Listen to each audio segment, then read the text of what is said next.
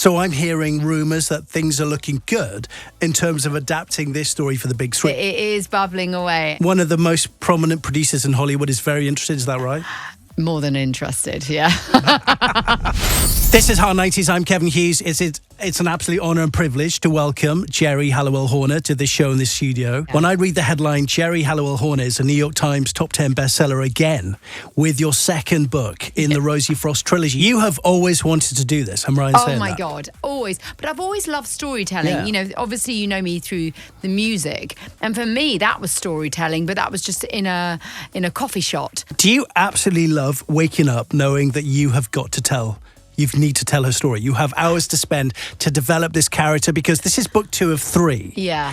But it's, you know, you put the hours in. I wouldn't say love. I'd say it's painful. Do you know what I mean? The truth is, writing is sort of like an itch that you go, it's like an anxiety that I know it's all bubbling inside of me. And until I've put it down, then I go, And then once you've done it, it's like getting the cake in the oven. And then you go, there you go. When you hand it over, you go, your shoulders drop.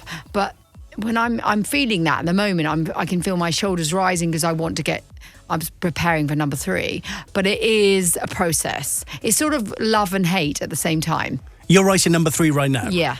And do you know how the book is going to end? Yeah. Do you know where it all goes? Because pretty much. I always knew how it's going to end. Because those who don't know, fans of the book will obviously know that obviously at the end of book 1, bit of a cliffhanger. Yes. So we pick up with Rosie's mum.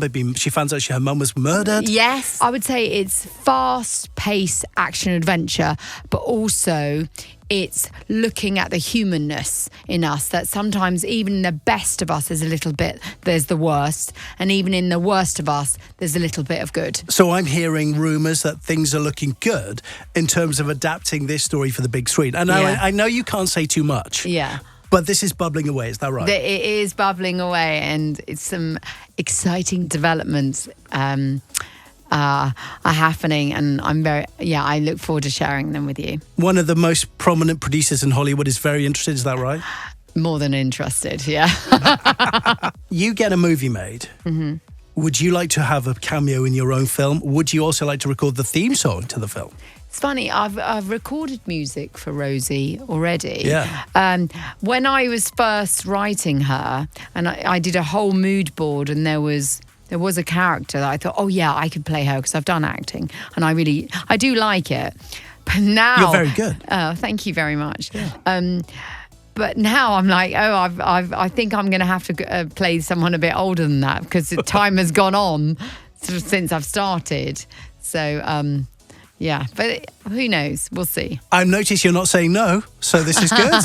We'll see. Never say never. I always think if it's right. When I first started writing Rosie Frost, and I could see her, but I hadn't quite nailed it, and I was showing it to a few publishers of different people, and I was getting negative feedback. Right.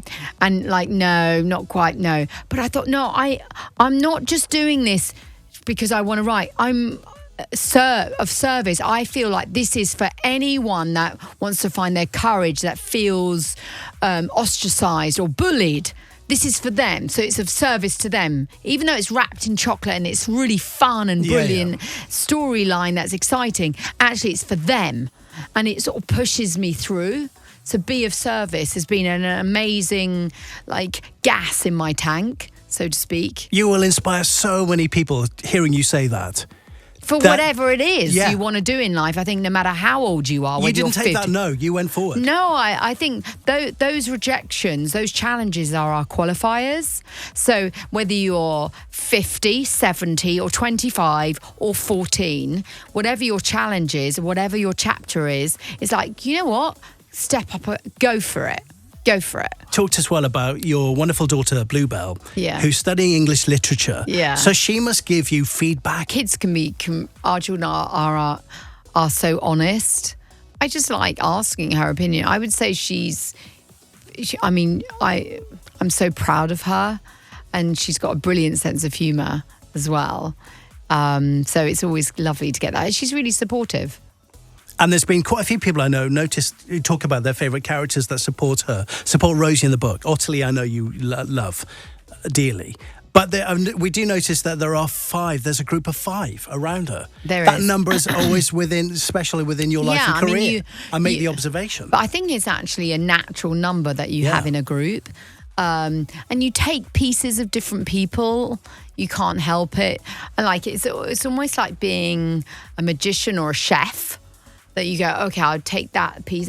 There's a girl called Bina, right, and she has an Iranian background, who likes wrestling and 90s music, actually. We love her.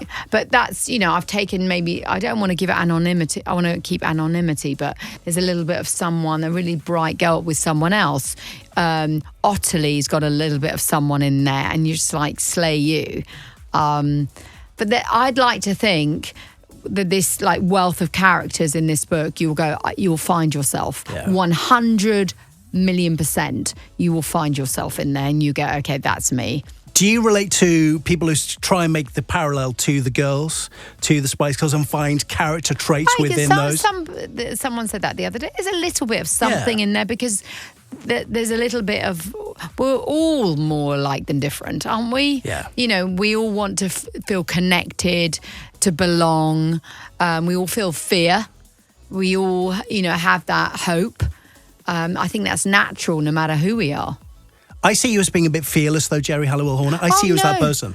No, I think courage isn't the absence of fear. I always think, I wonder, you can have those thoughts, but I suppose the difference is I go, okay, thank you for sharing, get back fear. And then I'm going on despite the fear. I think that's the difference. Geri, so good to have you on the show today. Thank you so much for your time. Thank you so much for having me, and a big hello and sending love to everyone listening. And I'm so grateful, for your love and support. And a big kutch.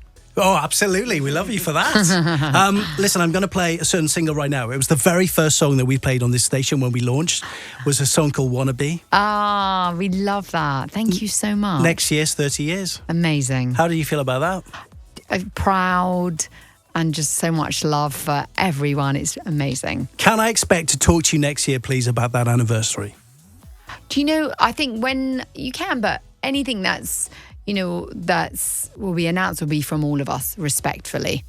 Is that fair? Absolutely. Yeah. I just want to play the song. Rosie Frost, Ice on Fire is out now, and congratulations, Geri, on all your success. Thank you so much.